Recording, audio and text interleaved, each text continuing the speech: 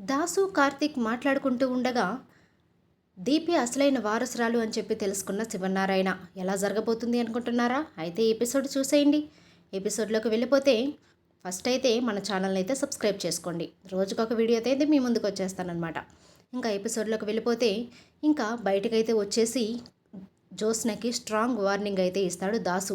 నువ్వు ఇంకొకసారి దీప జోలికి కానీ, దీప కడుపులో ఉన్న బిడ్డ జోలికి కానీ వెళ్ళావంటే నేనే డైరెక్ట్గా శివనారాయణకి గారికి నువ్వు ఈ ఇంటి వారసురాలు కాదని చెప్పేస్తాను అని చెప్పడంతో జ్యోత్స్న అయితే కంగారు పడిపోతూ ఉంటుంది. నాన్న ప్లీజ్ నాన్న, ఎందుకు నన్ను ఇలా అన్యాయం చేయాలనుకుంటున్నావు? నేను నీ కన్న కూతురిని నాన్న అని చెప్తే, అవునమ్మా నువ్వు నా కన్న కూతురివే, నువ్వు నా కన్న కూతురివి కాబట్టి నువ్వు నా దగ్గరికి ఎప్పుడొచ్చినా సరే నేను చూసుకోవడానికి సిద్ధంగా ఉన్నాను అంటే ఇంకా జ్యోత్స్న అయితే నాన్న ఇంకా మారడు, నేను ఇంకా దీప జోలికి వెళ్ళకూడదు అని చెప్పేసి అక్కడ నుండి అయితే వెళ్ళిపోతుంది. వెళ్ళిపోగానే కార్తీక్ అయితే ఇంట్లో నుండి బయటకు వస్తాడు. ఏంటి మావయ్య ఇంకా వెళ్ళలేదా అని చెప్పేసి అడిగితే, లేదురా కార్తీక్, ఇప్పుడే జ్యోత్స్నతో మాట్లాడాను. ఏంటంటే ఇప్పుడు జ్యోత్స్న నీ భార్య మీదకు కానీ, నీకు పుట్టబోయే బిడ్డ మీదకు కానీ ఏమైనా ప్రమాదం తీసుకొస్తుందేమో అని చెప్పి నాకు చాలా భయంగా ఉంది. నేను స్ట్రాంగ్ వార్నింగ్ ఇచ్చాను.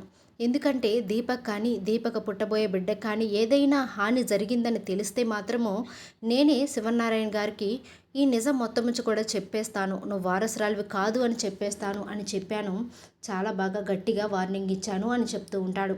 అప్పుడే ఇంకా ఏంటి వీళ్ళిద్దరూ మాట్లాడుకుంటున్నారు అని చెప్పేసి శివనారాయణ అయితే ఇంట్లో నుంచి బయటకు వస్తాడు. బయటకు రావడంతో వీళ్ళిద్దరూ కూడా మాట్లాడుకుంటూ ఉంటారు. అవునా మామయ్య, జ్యోత్స్నకి నువ్వు బాగా వార్నింగ్ ఇచ్చావా? తను వారసురాలు కాదని తెలుసు కూడా వారసురాల్లాగా నటిస్తుంది ఈ ఆస్తి మొత్తం కోసం. కానీ దీప మాత్రం వారసురాలు అని తెలుసు కూడా తనను తాను తగ్గించుకొని ఇంకా నాతో పాటే బ్రతుకుతూ ఉంది అని చెప్పేసి కార్తీక్ చెప్పడంతో శివనారాయణ ఒక్కసారిగా షాక్ అయిపోతూ ఉంటాడు. ఏంటి, దీప ఇంటి వారసురాలా? జ్యోత్స్న వారసురాలు కాదా? అసలు వీళ్ళు ఏం మాట్లాడుకుంటున్నారు అని చెప్పేసి ఇంకా శివనారాయణ సైలెంట్గా ఉండి వింటూ ఉంటాడు. అప్పుడే దాసు అయితే అంటూ ఉంటాడు, కార్తీక్ ఈ నిజం అయితే ఎవరికీ తెలియకూడదు, ఈ నిజం నీకు నాకు మధ్య ఉండాలి. ఎందుకంటే నా కూతురు జ్యోత్స్న, నా కన్న కూతురు జ్యోత్స్న కాబట్టి నా కూతురు బాధపడడం నేను చూడలేను. అలా అని దీప బాధపడాలని కాదు, దీపని త్వరలోనే ఈ ఇంటి వారసురాలు అని చెప్పి శివనారాయణ గారికి చెప్పాలి. చెప్పి దీపకి ఇవ్వాల్సిన ఆస్తి దీపకు వచ్చేలాగా చూడాలి. దీప వారసురాలు అని చెప్పి శివనారాయణ గారికి చెప్పాలి. కానీ నా కూతురు ఆస్తి కోసం మాత్రమే వారసురాల్లాగా నటిస్తుంది. చూసావా కార్తీక్, మా అమ్మ చేసిన పాపము ఎలా పండుతుందో, ఈరోజు విధి తన తలరాతను మార్చేసింది అని చెప్పడంతో ఒక్కసారిగా శివనారాయణ షాక్ అయిపోతూ ఉంటాడు. ఏంటి, దీప నా మనవరాలా, నా ఇంటి వారసురాలా, మరి ఎందుకు ఇలా జరిగింది అని చెప్పేసి అనుకుంటూ, ఏంటి దాసు నువ్వు మాట్లాడేది, దీప నా వారసురాలా అని చెప్పేసి వాళ్ళు మాట్లాడుకుంటుంటే మధ్యలోకి అయితే వెళ్తాడు శివనారాయణ. అలా శివనారాయణ చూసి వీళ్ళిద్దరూ మాట్లాడుకోవడం మానేస్తారు. మానేయడంతో దాసు నువ్వు ఏం మాట్లాడుతున్నావో నాకు అర్థమైంది, నువ్వు నాకు డీటెయిల్డ్గా చెప్పకపోతే మాత్రం నా మీద ఒట్టే అని చెప్పేసి శివనారాయణ గారు దాసుతో ఒట్టేయించుకుంటాడు. ఒట్టేయించుకోవడంతో కార్తీక్ అయితే ఒక్కసారిగా షాక్ అయిపోతూ ఉంటాడు. తాత అదేం లేదు తాత, మామయ్య నేను ఏదో మాట్లాడుకుంటున్నాము అంతే అని చెప్పడంతో, ఏరా నువ్వు కూడా మొదలుపెట్టావా అబద్ధాలు చెప్పడం? దీప వారసురాలు అనడం నేను విన్నాను, మీరు ఇప్పటికి కూడా చెప్పండి అని చెప్పడంతో ఇంకా అంతా అయితే చెప్తాడు దాసు. జరిగింది మొత్తం కూడా చెప్తాడు. శివనారాయణ గారు, మా అమ్మ చిన్నప్పుడు జ్యోత్స్నని దీపని బిడ్డలుగా మార్చేసింది. మార్చేయడంతో నా కూతురుగా ఉండాల్సిన జ్యోత్స్న సుమిత్ర వదిన కూతురిగా పెరుగుతుంది. కానీ మీ ఇంటి వారసురాలు మాత్రం ఎక్కడో బస్టాండ్లో వదిలేస్తే కుబేరు తీసుకుని వెళ్ళి పెంచుకున్నాడు. ఈరోజు కార్తీక్ భార్య అయింది దీప, ఆ దీపే మీ ఇంటి వారసురాలు అని చెప్పడంతో ఒక్కసారిగా గుండె పగిలిపోతుంది శివనారాయణకి. ఇంకా వెంటనే శివనారాయణ అయితే పారిజాతం మీద కోపంతో ఊగిపోతూ ఉంటాడు. సార్ ఇప్పుడైతే మీరేమీ మాట్లాడకండి, ఒక టైం అనేది వస్తుంది, మీరు మనసులో పెట్టుకోండి దీప మీ వారసురాలని, మీరు వారసురాల్లాగా చూడండి దీపని. కానీ దీప ఏ రోజు కూడా ఆస్తి కోసం కానీ అంతస్తు కోసం కానీ ఆశపడలేదు.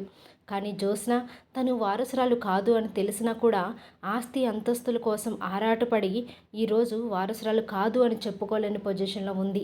ఆస్తి లేకపోతే బ్రతకలేని పొజిషన్లో ఉంది.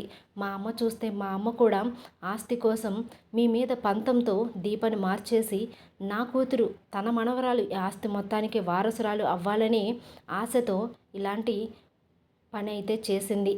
కానీ కార్తీక్ని పెళ్లి చేసుకుని ఉంటే కార్తీక్ ఆస్తి కూడా తనకే వచ్చేది అని చాలా ఆశపడ్డారు. కానీ కార్తీక్ దీపం చేసుకోవడంతో దీపం మీద కోపాన్ని పెంచుకుంది జ్యోత్స్న. ఆ కోపంతోనే దీపని చాలాసార్లు చంపాలని చూసింది అని చెప్పడంతో శివనారాయణ ఒక్కసారిగా షాక్ అయిపోతూ ఉంటాడు. ఏంటి దాసు నువ్వు మాట్లాడేది? నా మనవరాలు ఇలాంటి పనులు చేస్తుందా? అయినా ఇంకా నా మనవరాలేంటి? నా మనవరాలు ఇంత మోసం చేస్తుందని నేను అనుకోలేదు. దీపే ఇక నుండి నా మనవరాలు. నా వారసురాల్ని నేను ఎలా చూడాలంటే అలా చూస్తాను. రేపే కార్తీక్ దీపని నా ఇంటికి తీసుకురా. ఇంకా మీ ఇద్దరు అక్కడికి వెళ్ళొద్దు. మా ఇంట్లోనే ఉండండి. నా వారసురాల్ని నా కళ్ళెదుటే ఉంచు.